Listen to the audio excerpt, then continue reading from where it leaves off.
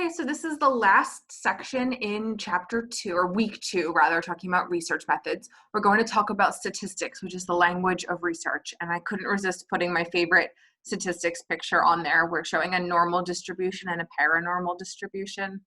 Get it? Little stats humor. All right.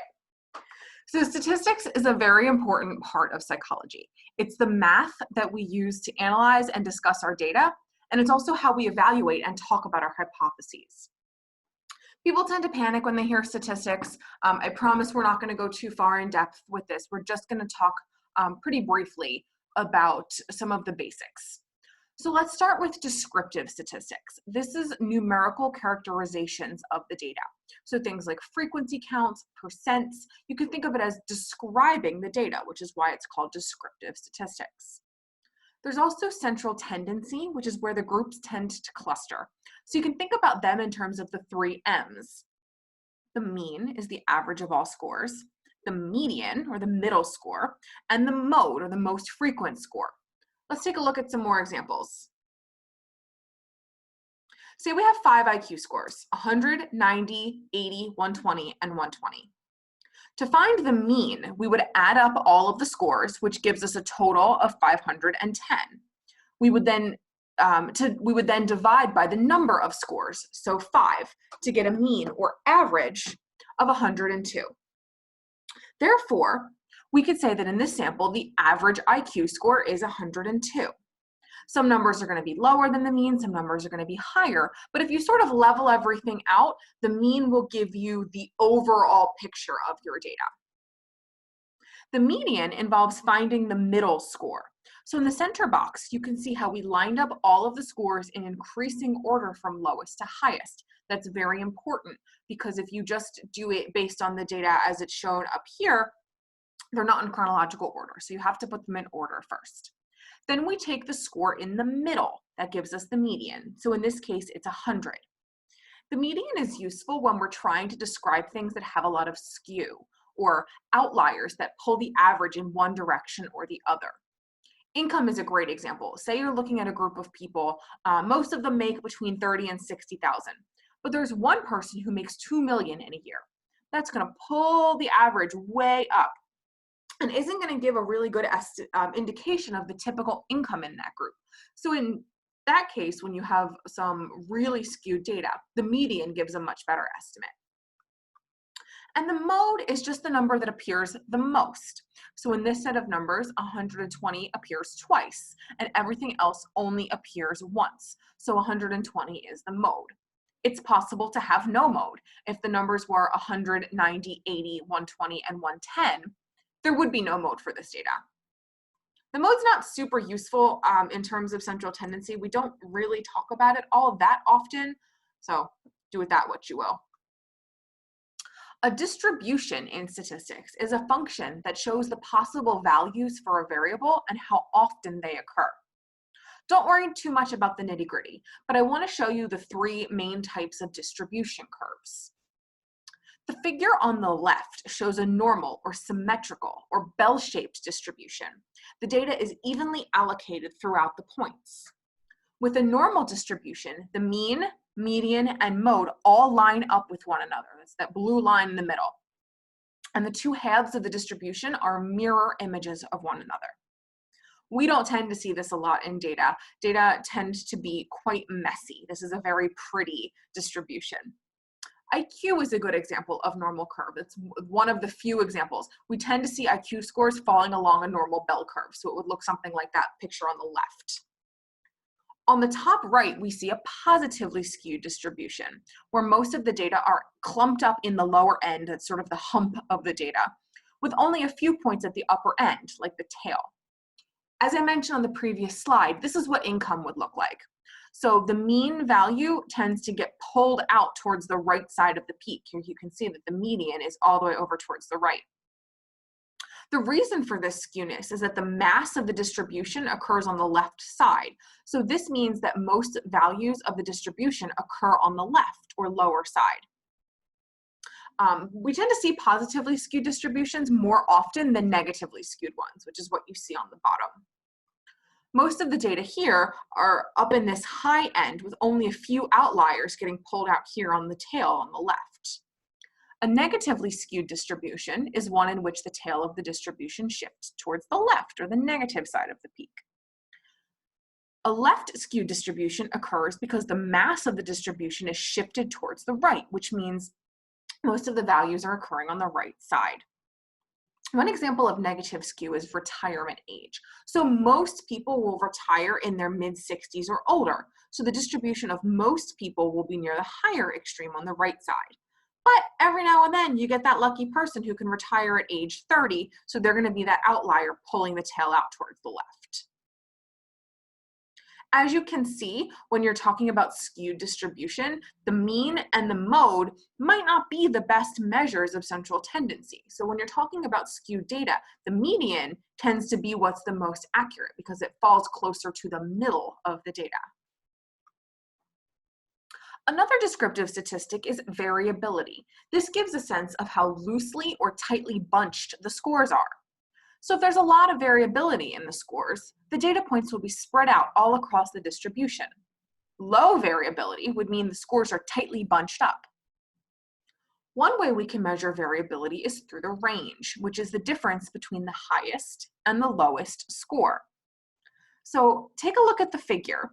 Line A has fairly low variability because the scores are pretty tightly bunched up, with the exception of a few outliers. The highest score is 142, the lowest is 29, so that makes the range about 113. Now line B has much higher variability, the scores are way spread out. But if you look at the highest and lowest points, we see almost the same range. So you have to be careful with range. Even though it's super easy to calculate, it can be very deceptive and may not give us a good measure of the data, given that those two lines with very different looking points are coming up with the same range. Standard deviation is a measure that takes into account how far each data point is from the mean. It's less likely to be deceptive than range because it accounts for individual data points rather than how far apart the two most extreme scores are.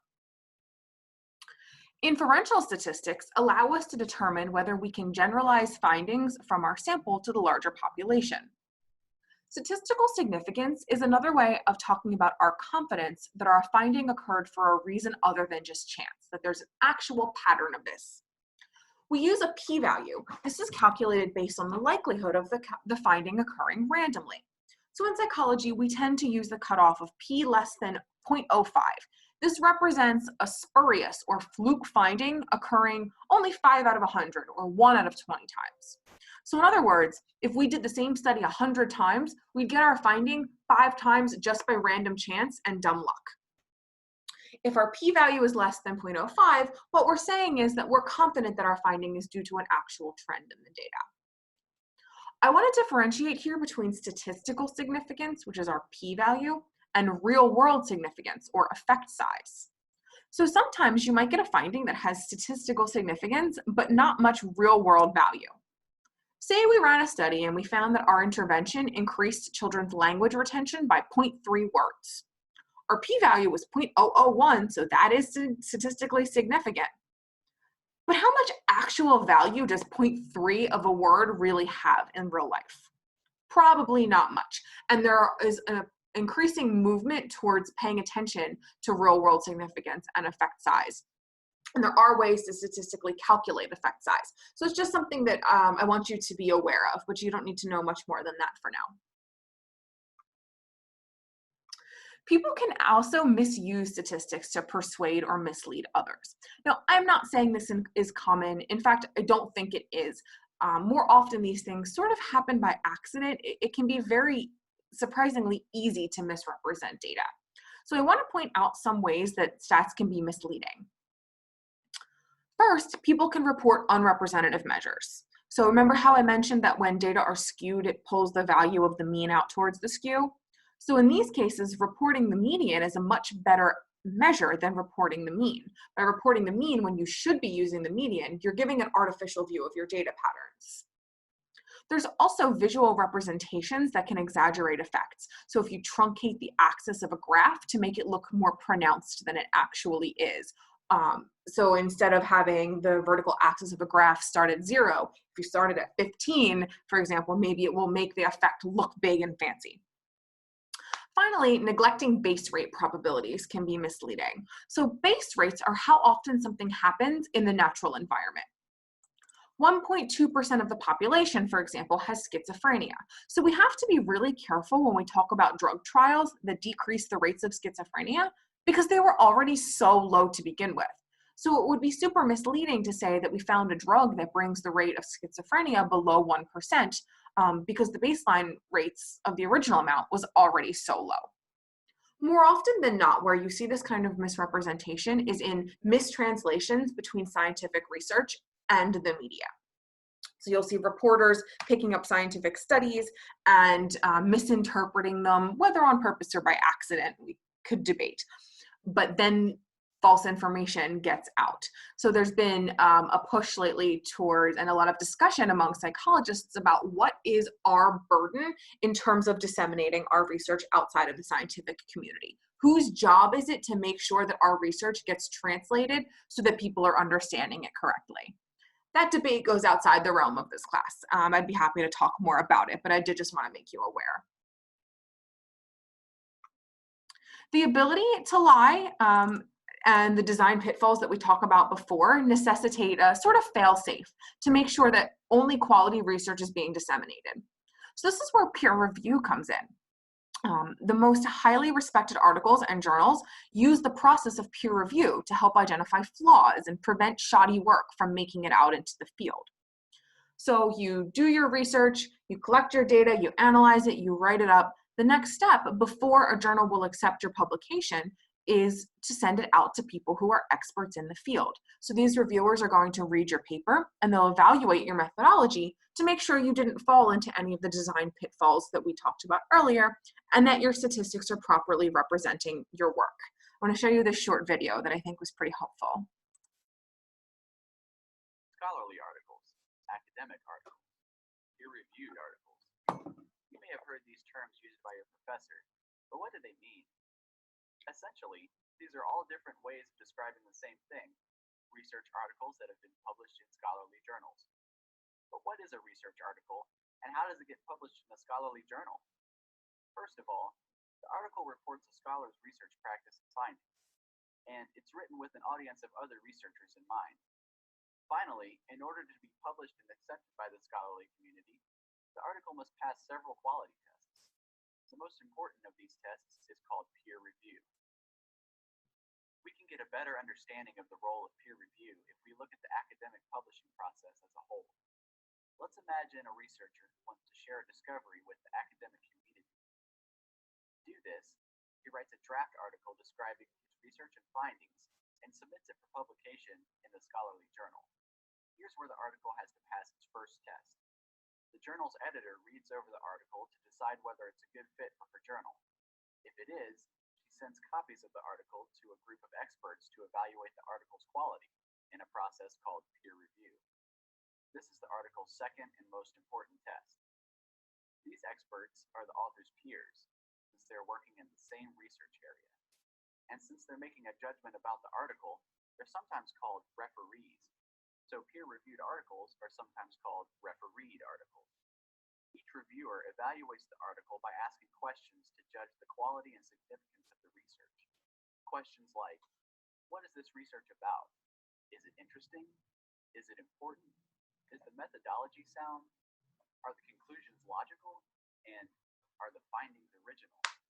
Based on the answers to these questions, the reviewers decide whether the article is worthy of publication in the journal. They then make a recommendation to the editor, either approve the article for publication or reject it. Even if they recommend publishing the article, they usually expect the author to make revisions. The editor, however, makes the final determination whether the article should be approved, rejected, or revised. Rejection is common, though. The most prestigious journals are very selective about the articles they publish, so they tend to have high rejection rates. Some journals reject more than 90% of the submissions they receive. From the time the researcher first submits his draft article to the time it is finally published, several months or years may have elapsed. Once the journal is published, It is made available to subscribers, which are usually university libraries, because individual subscriptions are very expensive, often hundreds or thousands of dollars a year. By the way, like all established systems, the peer review system has its critics, and scholars continue to think about how the peer review process might be improved. The library has tools to help you find peer-reviewed research. If you want to know more about the peer review process or need help finding peer-reviewed articles, ask a librarian for help.